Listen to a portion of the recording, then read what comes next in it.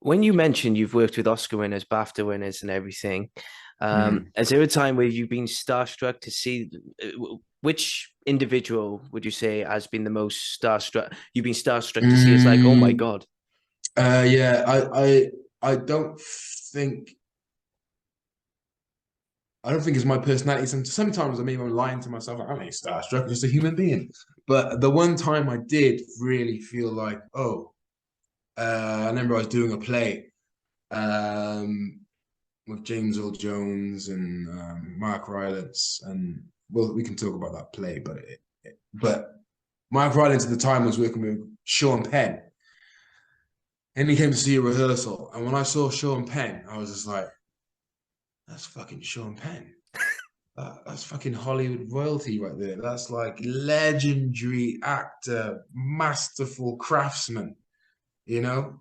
And when I saw him, I was a bit like, because I'm talkative, I'll talk to anyone. But I couldn't get my words out. Oh, and also oh, um at the same time, I met Kim Cattrall from Sex and the City, and she was coming to see some rehearsals. Now, I watched her. I got most of my sex education from that show. You know what I mean? Sexy woman, older lady, knows her business. And she was like, "Hey, I'm Kim." And I was like, "I know. I'm a big fan. I'm a big fan." And she went, okay." I was like, "Oh," but then we got chatting, and we became good friends during that moment, during that time. But it was weird to see someone you've sort of fantasized over, and then suddenly their hands in your hand. But they're the two moments where it really stand out to me. Um, yeah, where I really felt like, you know, this is mad. What was the play then? What was it with James Earl Jones and Mark Rylance? Yeah, it was Much Ado About Nothing at the Old Vic Okay. with Vanessa Redgrave. But yeah, man, I think, I mean, that play was, uh, Mark Rylance, again, masterful craftsman, stage actor, A-list, amazing, a magician of the stage. But he doesn't like to be sort of hands-on directed, when he's acting in plays. And I think the show was this combination of very improvisational actors and actors that were more used to kind of, directional kind of scenes and transitions.